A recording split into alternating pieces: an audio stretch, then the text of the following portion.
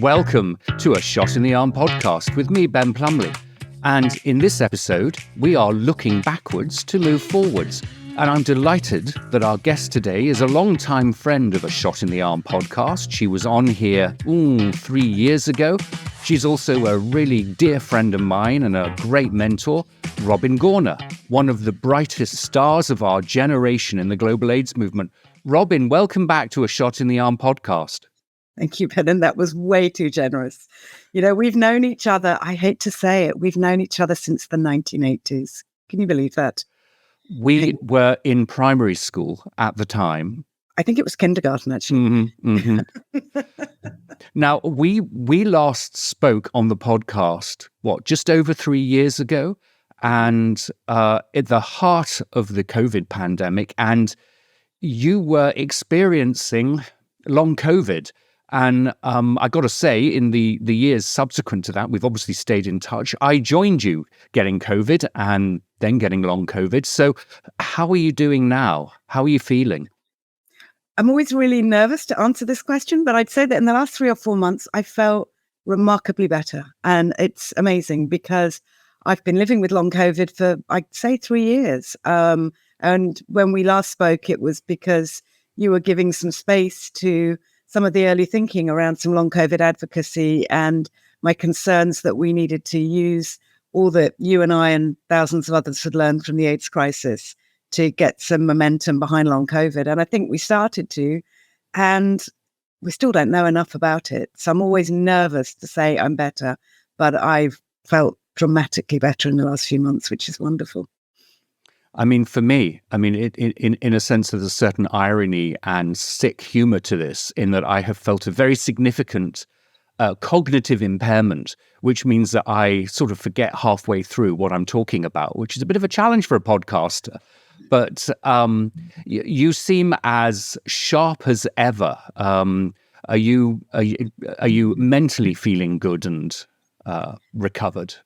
I am, but I'd say that cognitive dysfunction was really one of the hardest things. And I spoke with a lot of friends who were academics and who were doctors who also developed long COVID. And it was really the strangest thing when your professional life, your personal life has been about being able to process information, being a bit of a grammar fiend, being usually pretty okay at communicating, and just not being able to remember stuff, it taking 4 weeks to do things that used to take 4 days. But today I traveled quite a long journey through long, big airports, and I was rejoicing that I could walk without thinking about the fact that I was walking.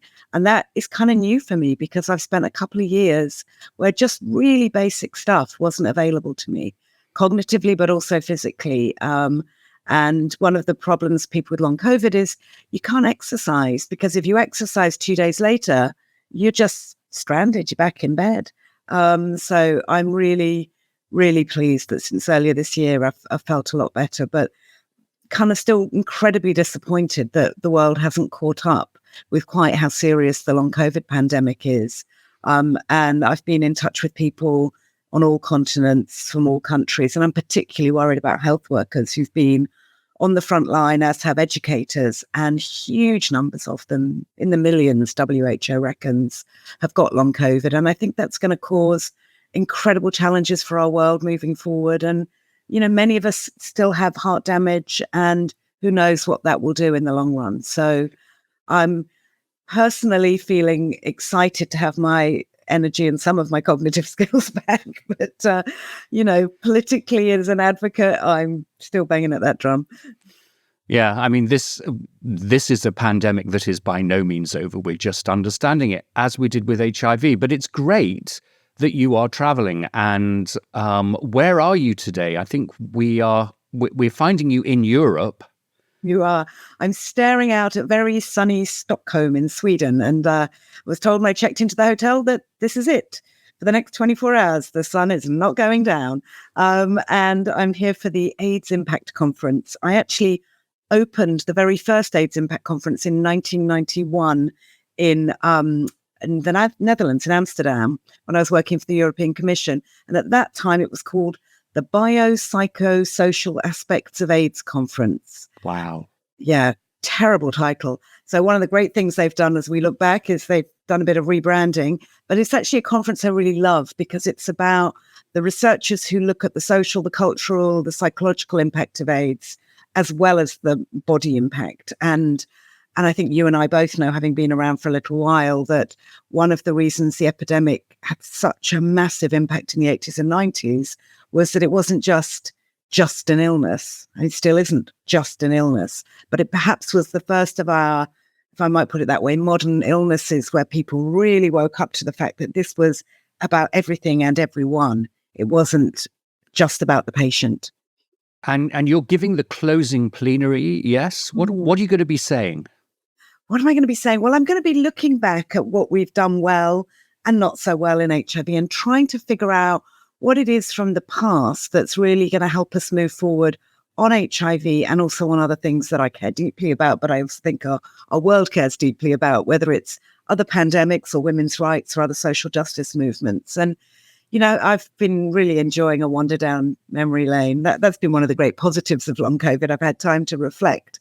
And I find it so interesting when we look back at the awful things that we experienced. And we really, you know, we lost hundreds of thousands, millions of the brightest and the best at the beginning of the AIDS crisis. But those of us who had the privilege of sharing that kind of pain, we were part of a social movement that I think will always be known for having had a profound impact on our world. And I think it is one of the first social movements where we really saw global solidarity kick off. And I really want to look at that and what does that mean for us to be working internationally. And I think that's a factor of when it happened. It happened, you know, when we both started, it was before email, it was before text. It was at a time when those things were evolving. I also want to look back at activism, obviously. I mean, we are products. I am a product of the AIDS activist movement and what we've achieved and what we can learn and how we need to adapt our activism. Human rights and women's rights, totally entwined and fundamental to the epidemic. And you know, one of the other things that I think I want to look at is how cultures have adapted, been affected, but also the cultural, the artistic response and communication. I think we learned to do health education in a really new and vibrant way through the HIV crisis. And finally, I want to look at the fact that AIDS isn't over. It just isn't over. And people wish it was. They wish COVID was over. These things are not over. We just live with them differently. Yeah, we can't wish things away. And so this is really interesting to me and why I was so keen to get you on the podcast. It's an issue that I've been giving a lot of thought to myself as, you know, our generation, a generation of people who grew up with HIV, with AIDS in society, with our friends, our lovers, everything, our entire careers. And I think it is timely for us to reflect on what we have done, where the response goes from here, and what role, if any, we have. And, you know, from my perspective, it has also tied in with a growing understanding of the need for the United Kingdom particularly to rethink and reflect on its role as, you know, colonial overlord. You know, for so much in the 80s and 90s, we were thinking of empire as, you know, sepia-tinted merchant ivory movies or films, as we say in England. And it really isn't that. And so for me, this is a very timely conversation. But for you, why now? Why reflect on our past to inform our future now? Gosh, that's a great question. And, you know, there's so much in there to unpack.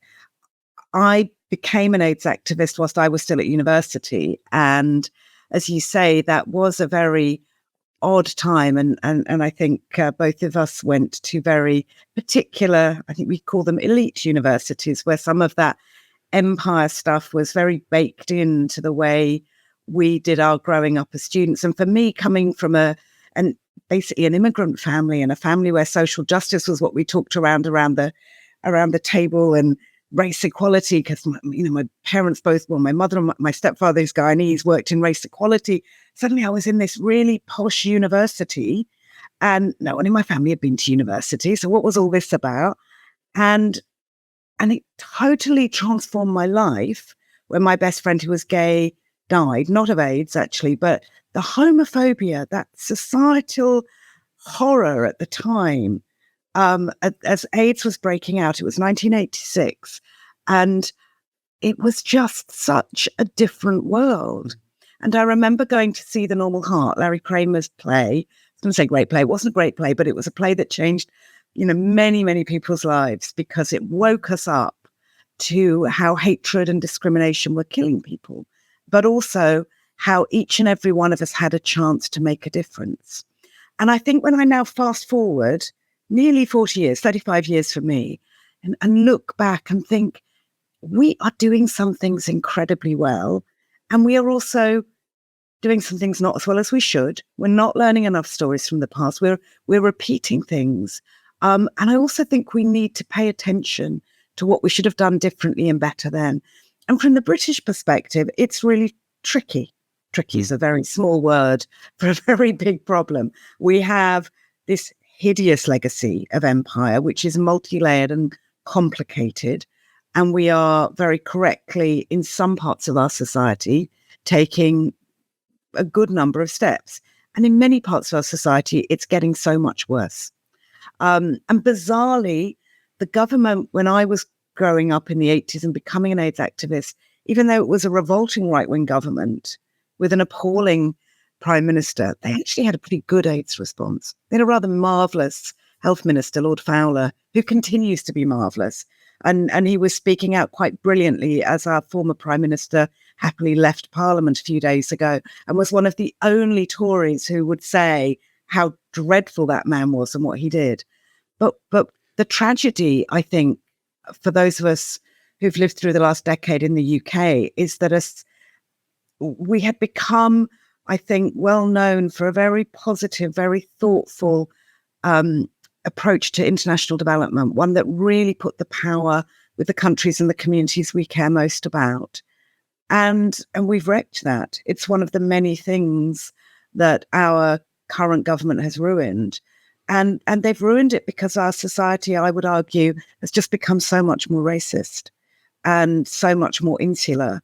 And it's, people outside see it in terms of Brexit and what we did there, that many of us just remain so horrified by and so perplexed by. But deep in our society, the divisions are great in the UK right now. And it really troubles me and worries me. And I think, we need to go back and look at what we did well and where we can get some of that fire in the belly back from. So if you then look at what we did well, first up, what really stands out to you from a global perspective, rather than say just an Anglophone or a Northern perspective? Yeah, I mean, there's so much we did do right. Okay, so I think we really need to hang on to that. And again, I'm speaking like from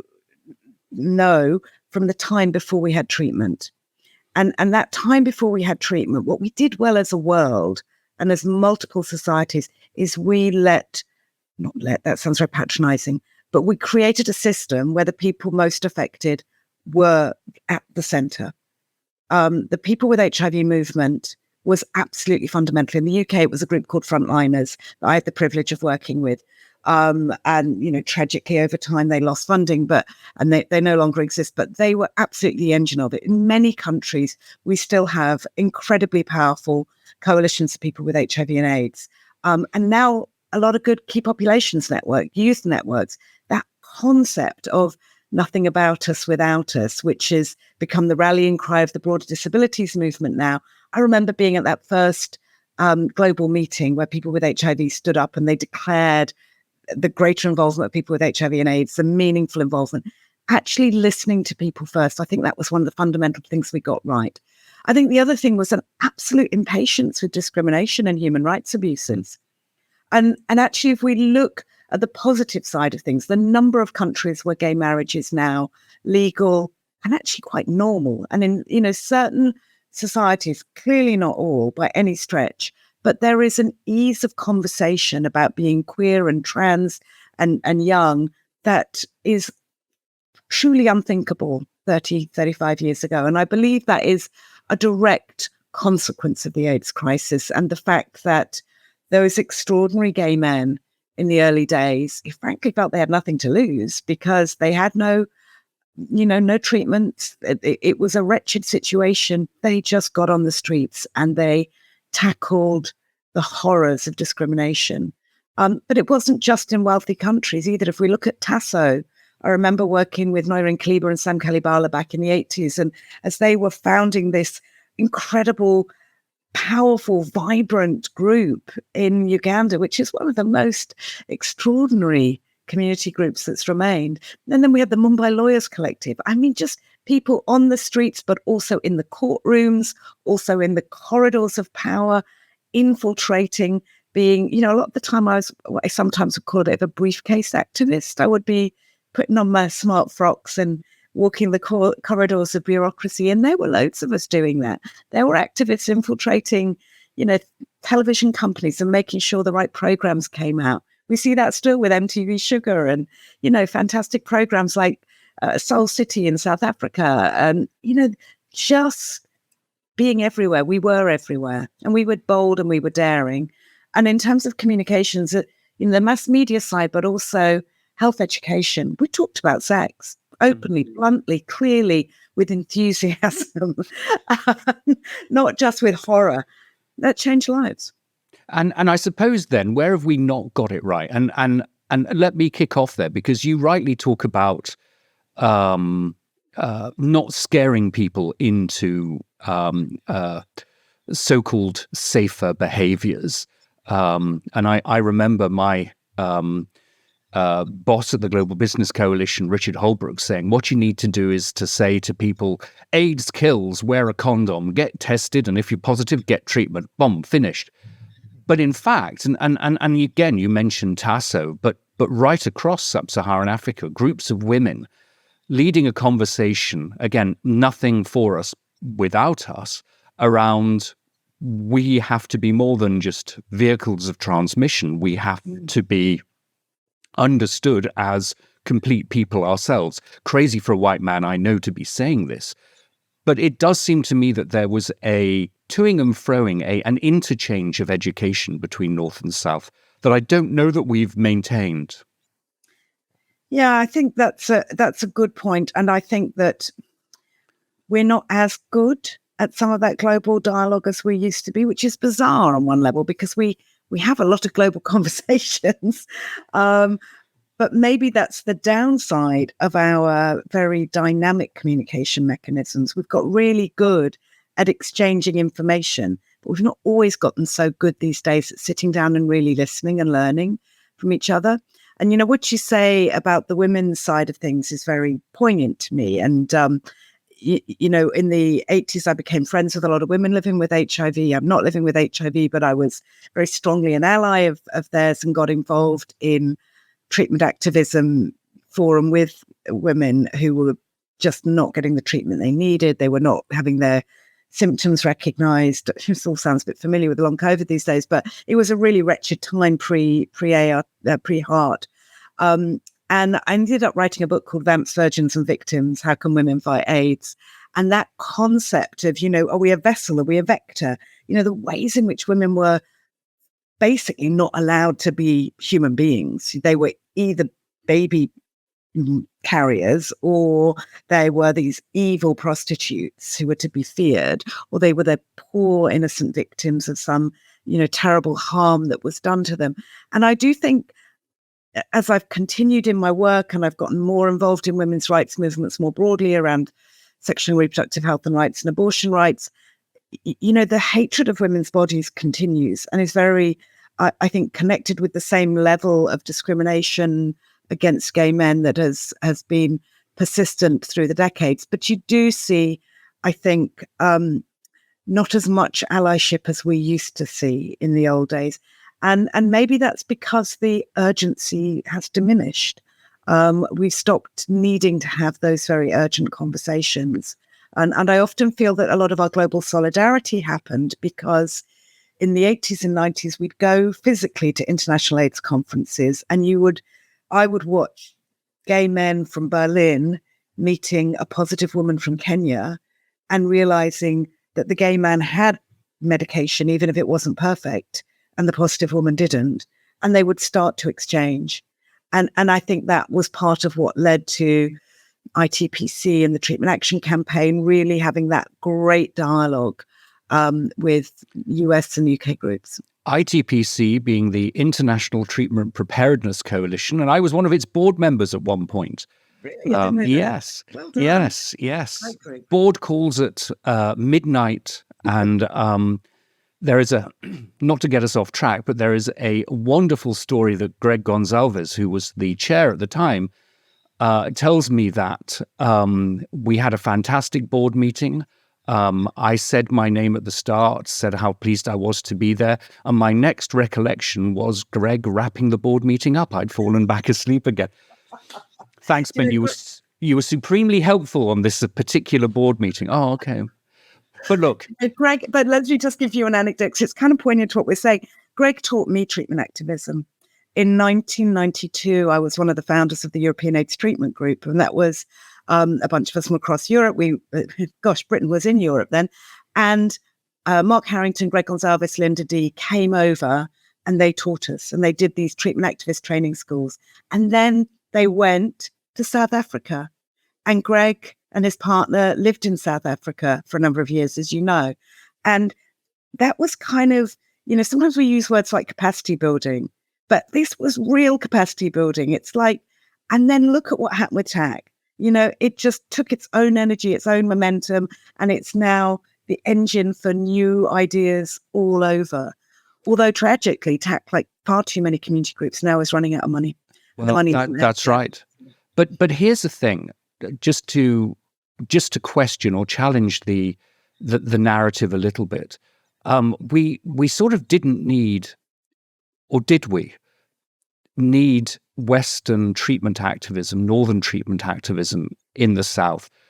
What's your sense and response to the argument that, in fact, well, it was building anyway, and that what happened with a number of Northern activists was that they helped forge connections that were already being established. So it wasn't a transposition, if you like, of Western style treatment activism. I'd say yes, but absolutely. I mean, every local situation is different. I mean, but did women treatment activists need the men treatment activists? Yes, we did, because actually the guys were there first. And if they hadn't taught the women who were becoming treatment activists how to become treatment activists, we wouldn't have known some of the structures. You worked for Evil Farmer at one point. You know that those of us who didn't needed to learn from people like you about how those systems and levers of power worked. I remember, as a baby treatment activist, sitting at the feet of doctors, researchers, and the American treatment activists, because they've been in the game for longer. Then we took it at that time as European activists and made it our own and told them to get out the way. And I think I was going to use different language, but I tried to be proper.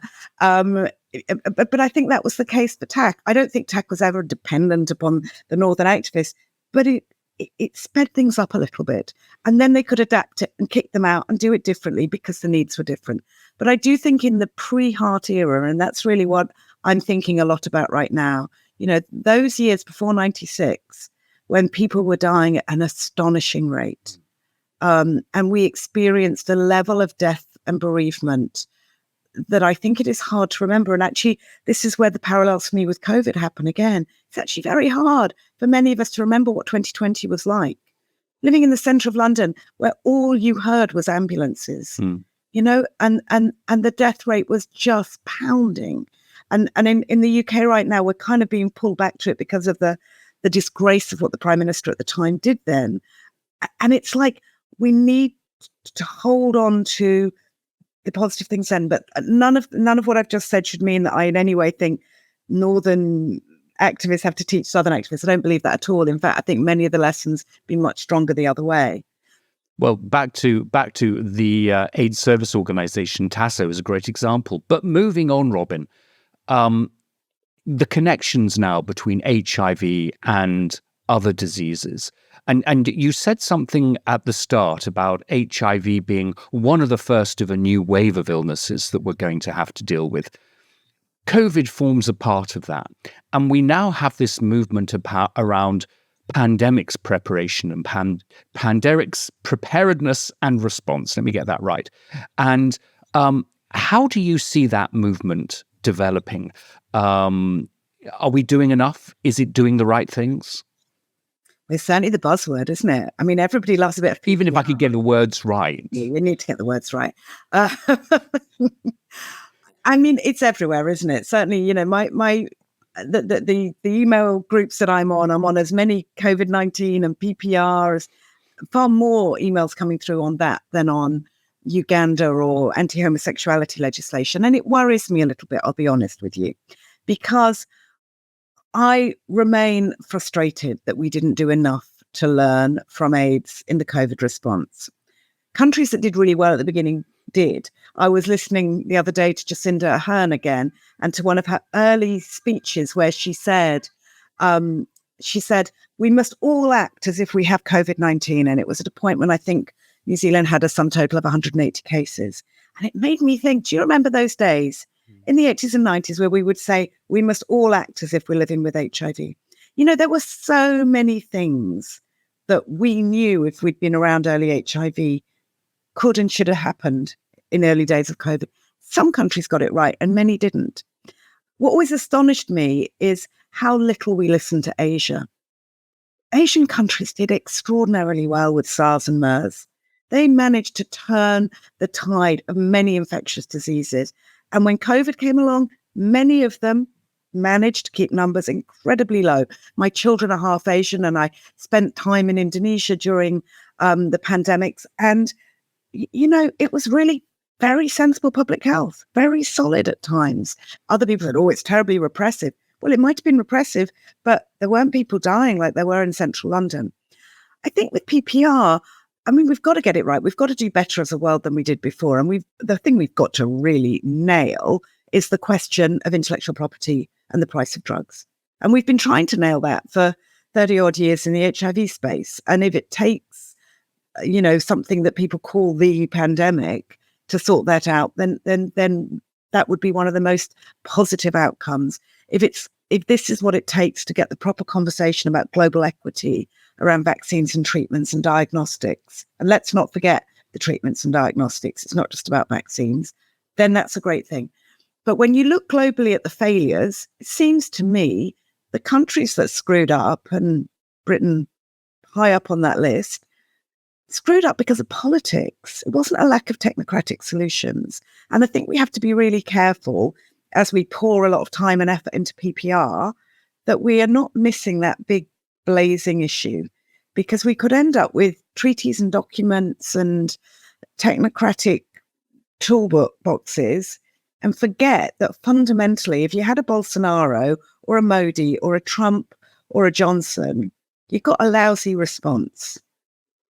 Now, I've just come back, as you know, from the World Health Assembly, and for my sins, did a series of daily podcasts with the Global Health Council and the fantastic Elisha Dunn-Georgiou. And she said something to me that was really interesting. And one of the reasons she really wanted to be doing these podcasts is that she felt that the lockdowns that had happened from COVID-19 had allowed government authorities and organizers of multilateral meetings, et cetera, to minimize the involvement of civil society. And so it was really important to shine a light on that.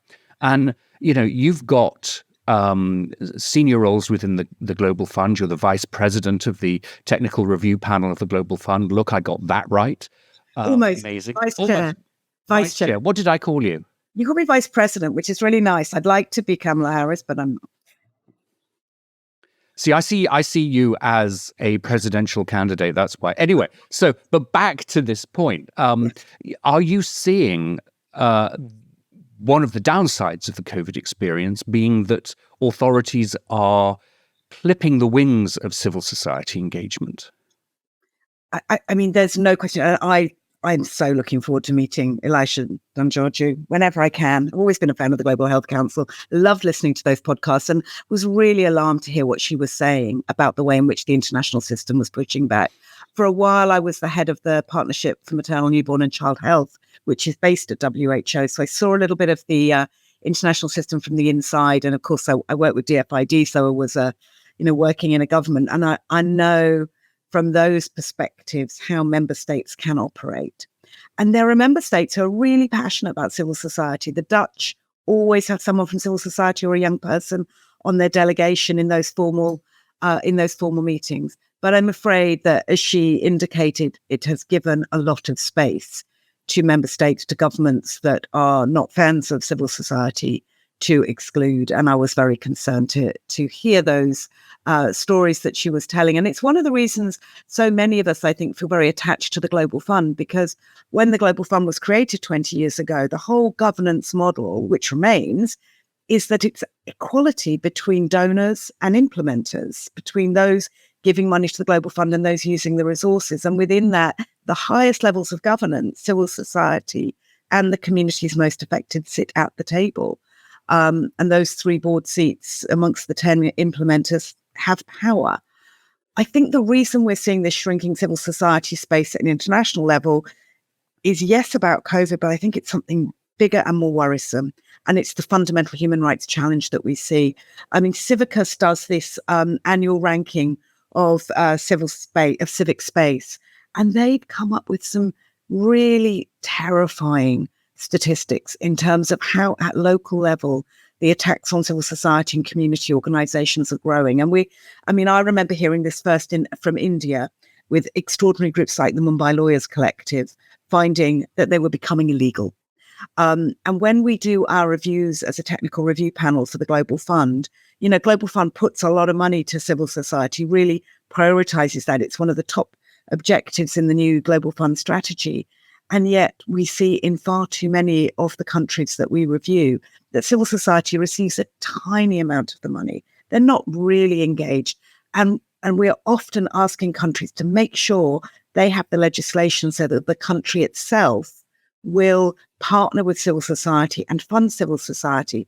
Because if we know nothing from the AIDS crisis, we know that you get a lousy response if a whole bunch of it isn't delivered by communities. Health authorities alone cannot reach marginalized communities. And in every country of the world, it's the most marginalized and often criminalized populations that are at risk and living with HIV. And if we don't get that right, we will never, ever achieve our global goals on AIDS.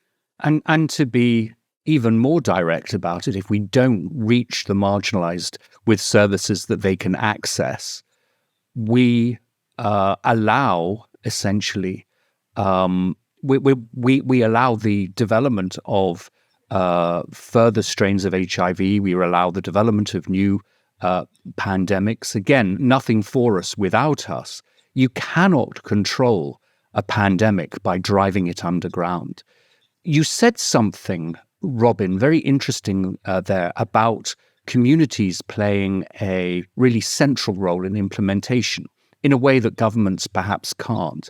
And I just wanted to ask you, when we talk about the engagement of civil society, I'm drawn back to some of the civil society representatives who were part of US delegations at UN meetings in the early to mid 2000s.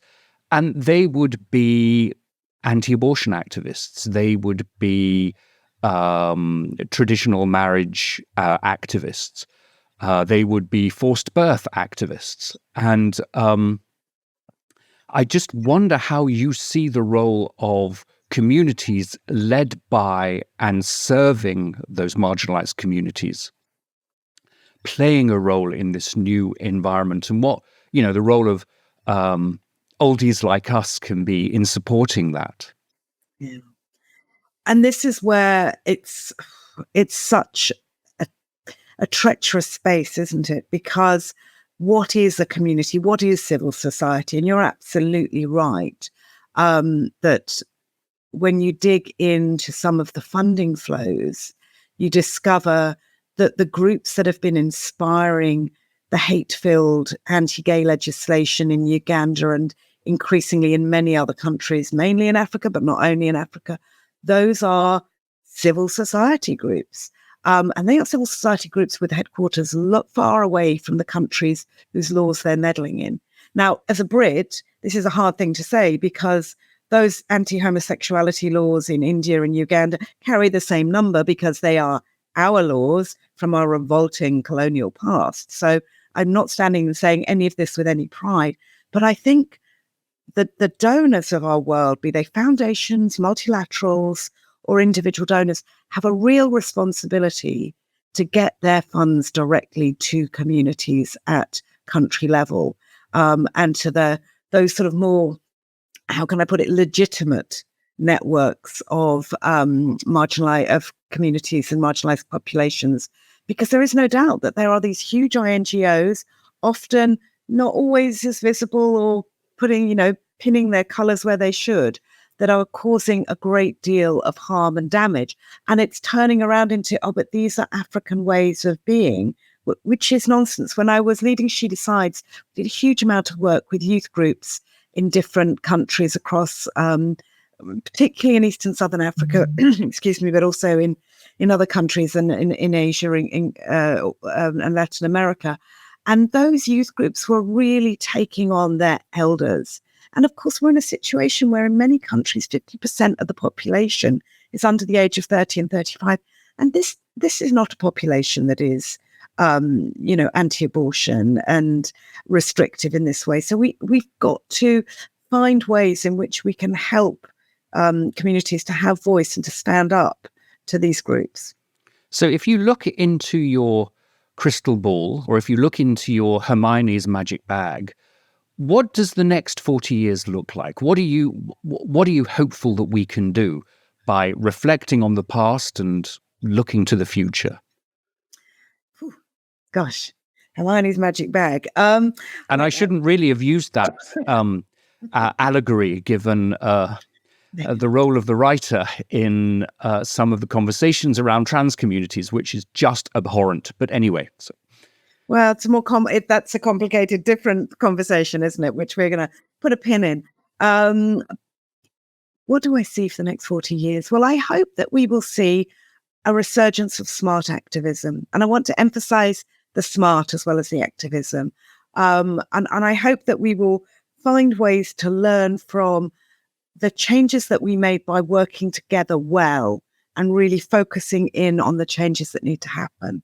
I hope we will find a way of thinking more creatively about how we look to the future, to the new things that are coming, and don't lose sight of AIDS, of COVID, of the women's rights battles. I mean, let's take that as an example. Every time we get a Republican president in the US, the lives of women around the world get more treacherous and more awful. And yet somehow we don't get ready for it. We don't prepare for it in the way we should. And we need to learn from our past. It's going to happen again. These groups are out there. So how can we take what we did before and stop this recurrence? How can we see the linkages between the anti-women movement and the anti-gay movement? And those are so aligned. It's the same groups that are pushing for women to be forced to give birth and forced to continue with their pregnancies, that are pushing to criminalize gay men. And we've got to find our energy and our hope around that. But I was also thinking about the end of the PHIC, the Public Health Emergency of International Concern. And I was thinking about the fact that many of us have had a little hashtag, COVID is not over. And I recently found an ACT UP sticker from 1988, which says, the AIDS crisis is not over. And I thought, how peculiar this is, that we always want to think these crises are over. And I suppose when the extreme levels of death stop or slow, we get excited. And one of the guys who's actually part of the conference that I'm here, one of the originators of this AIDS Impact Conference, told me many years ago about social science research into earthquakes. And he said, immediately after an earthquake, you see communities come together and they do the most miraculous things. They shelter each other, they feed each other, they take families into their homes, they build houses, they dig in the ground, they find dying and sick people, and then within 3 months, they go back to the same disputes and shocking bad behavior that goes on in any community. And it made me think a lot, and it's always stayed with me about how long can we keep the momentum going? Because actually, when there's been an earthquake, the first 3 months isn't really the tough bit. The tough bit is what happens after. And I think, in terms of the COVID response, we at some point have to say it's not a huge emergency and we have to build back and we have to think about how we continue. But there are still a lot of people dying. There are still a lot of unknown questions. There are still a lot of issues for people with long COVID and no research and no treatment. And when we look at HIV, it's incredible. We don't have busloads of our friends going to funerals every 2 days as we used to in the 80s and 90s. But there are still real challenges. I worked in South Africa when we went from Manto to Motsoaledi, and we went from people denying that HIV caused AIDS to treatment becoming available. But I heard the other day that there are 2 million South Africans not on treatment. And we really need to understand what the heck that's about. Is that because the treatments are no longer working for them? Is it side effects? Is there something we need to do to make those treatments better? Is it because the services aren't right? Is it because people don't understand? Is it because stigma and discrimination is too huge? It's probably a mixture of all of that. But where are our conversations to stick with this for the long haul and make sure that in 40 or maybe 20 years' time, we're not sitting there looking back, you and I, and going, didn't we do a great job in the 80s and 90s, and what a catastrophe it is now? That can't be the narrative. We need to keep on building on our success and adapting and making sure we listen to the people most affected first. Which is why I think I'm not sure I can necessarily call us elders yet, but why us older teenagers still have a role to play. But look, 2 final questions, and we're recording this on a weekend in an extraordinary time in British history where, oh my gosh, a former prime minister has stepped down from being an MP. The head of the Scottish National Party got arrested, former head of the Scottish National Party, who was a huge hero of mine, got arrested. What the hell is going on with the motherland? But particularly, Robin, what the hell is going on as it relates to global health? It's tragic, really. I mean, when I was hired by DFID, a decade plus ago, 2 decades, oops. I was so proud because we, as a nation, were known for doing great work on international development. We had a conversation which said, our world needs to be healthy. We put AIDS on the top of the G8 as it was agenda, the top of the European, we were even in Europe and we were the president and we said, these are top priorities, global health, top priorities, Gavi, Global Fund. We did the first Global Fund replenishment. These things really, really mattered. And now they don't. We've rolled DFID into the Foreign Office. There's very little prospect that it's going to come back out and be a separate department any day soon. And that really matters because it means that when our cabinet meets, and we are all hoping that it will soon be a Labour cabinet, we can only hope that the antics of the last few days make that more likely. But international development and global health, I don't think is going to be central for a while. And that's bluntly because our politics have become so toxic. It takes me back to what we spoke about at the beginning of this podcast. Unfortunately, tragically, the consequence of what has unraveled around Europe and Brexit reflects that our population has been encouraged to become even more xenophobic, even more racist. And I would say very clearly encouraged by media and by the echo chambers that some live in. We've got a very divided society, and we've got a very economically challenged society. And we have our nurses and our teachers going to food banks because they cannot manage their basic daily living. And in that context, it's really hard to see how we're going to regrow a conversation about global health. I think we can, I think we must, but I think we've got to be incredibly creative and smart and think about telling the stories of global health, which have a tinge of self-interest.